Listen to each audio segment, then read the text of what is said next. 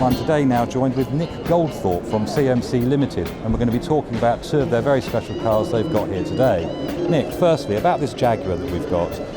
Can you tell us a little bit about it? It's an XK150, and I understand it's a very rare car because it's had very limited ownership and very limited production.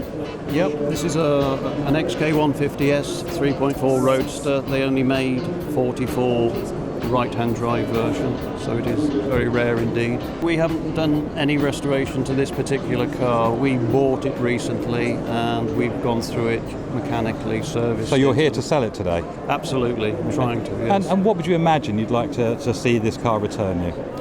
Well, it's on sale at $195,000. All nearest offer? All nearest offer, yeah. There's a little bit of wiggle room, as there always is. It's in original colours? It's in its original colours. It's got full history from 1958 right the way through to 2015. We know that the XK120 was the original predecessor of this car, then the XK140. What came after the 150?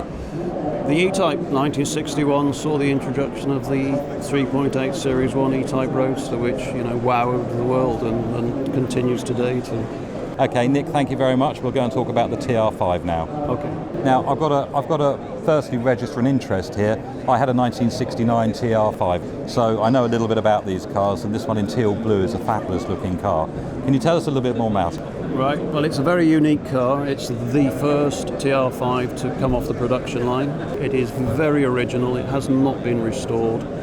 It's just been serviced and well maintained throughout its life. So as a modern classic, are Triumphs now making a comeback? We haven't seen a new Triumph car in many, many years. So, Spitfires, TRs, Dolomites, Stags, are they making a comeback now as classics? Well, yes, they are becoming collectible. Obviously, the values of them are quite low, and they're a good, what we would call the starter classic. Somebody could get into them without spending 50 or 60,000, for maybe. I think I noticed this one's just under 80,000.